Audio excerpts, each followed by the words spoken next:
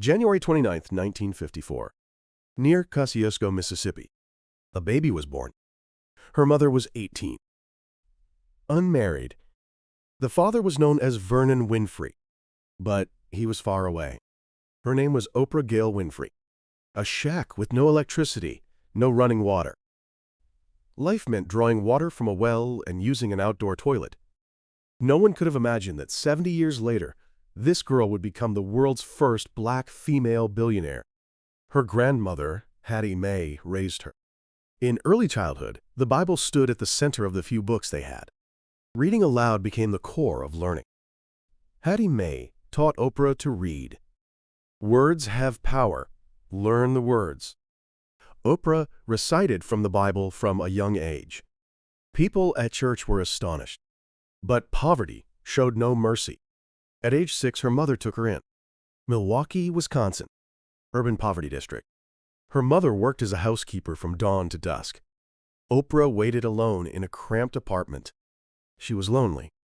And then, fear began. At age 9, it started. A male relative attacked her. A cousin, an uncle, her mother's boyfriend. Oprah couldn't tell anyone. No one will believe me. The abuse continued for years. Her spirit was breaking. It would take more than 20 years before she could make this secret public. At 14, she became pregnant.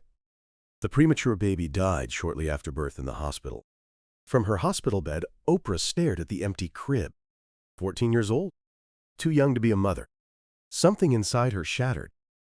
What more can I lose? But she didn't know yet. This despair would eventually become her greatest strength. Her father Vernon took her in. Nashville, Tennessee. Her father owned a barber shop. And he was strict. Read 5 books every week. Write book reports. Curfew is 10 p.m. 1 minute late means punishment. Oprah rebelled. But her father wouldn't yield. Your life is yours to decide. But there's no success without discipline. Something began to change inside her. In high school, she transformed. Drama club. Speech competitions. Oprah's voice moved people. She realized something. Words have power. Grandmother Hattie Mae's teaching came back to life.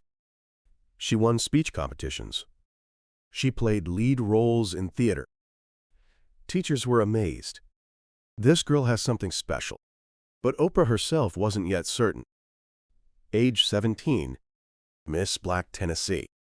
Oprah was chosen to represent the state. Not just her beauty, but her speaking power was recognized.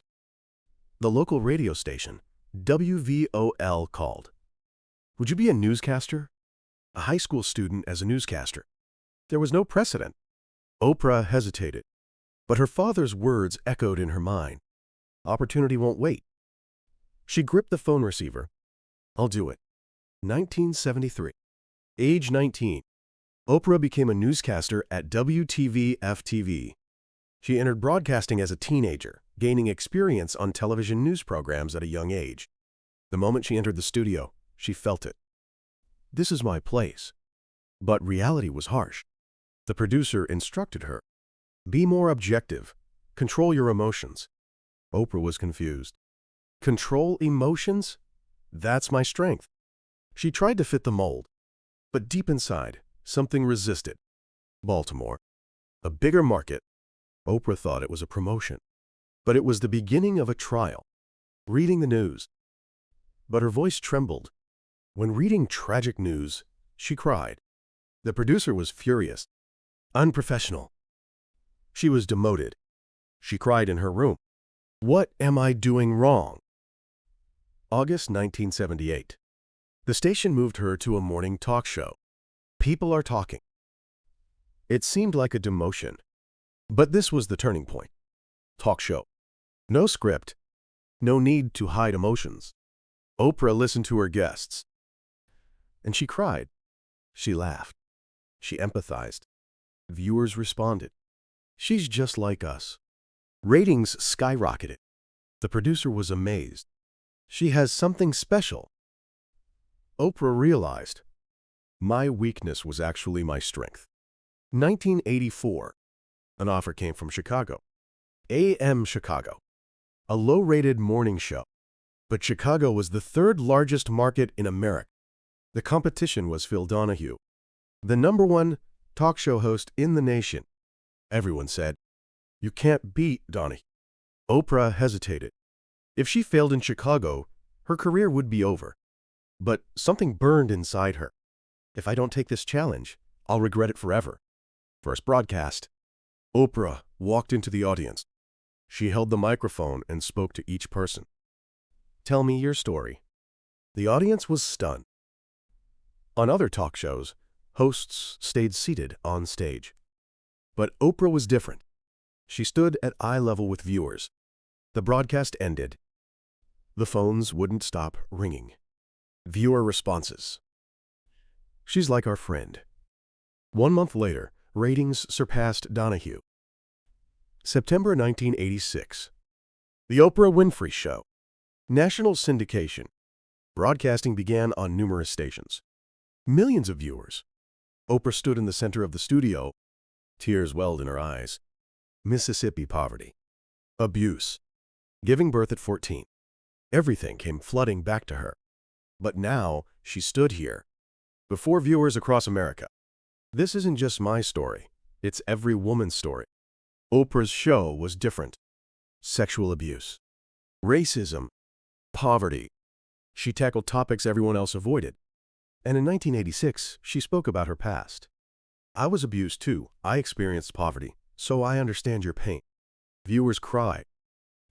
She brought shameful secrets into the light. And she told viewers, "You're not alone." The show became a social phenomenon. 1988. Oprah made a bold decision. Harpo Productions. Her own production company. She established Harpo, building a structure to control program production and rights business under her own leadership. Industry first. First as a black woman. Those around her warned. The risk is too great. If you fail, you'll lose everything. But Oprah wouldn't yield. "I won't be controlled anymore. I tell my own story." She signed the contract. Her hand trembled slightly. But her eyes were filled with certainty. The 1990s. Oprah was no longer just a host. She was an architect of a media empire. From the 1990s onward, she was reported to earn top-tier income in American media through her show, production, and business revenue. The show, production company, film appearances.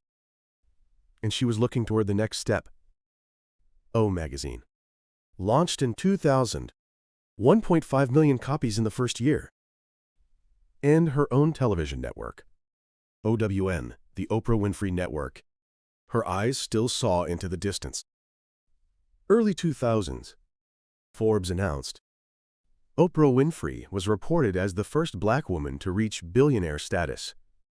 The extreme poverty district of Mississippi. A girl born in a shack with no electricity or running water became a billionaire. What Oprah said, "Money isn't the goal. Money is a means. What I truly want is to change people's lives." She hadn't forgotten her past. What did she do with her wealth? She invested in education. In 2007, she opened the Oprah Winfrey Leadership Academy for girls in South Africa. She provided educational opportunities through scholarships and support for selected students. She spoke to the students. "I was just like you. Poverty, abuse, a future without hope. But education saved me, and now I want to save you." Tears welled in her eyes.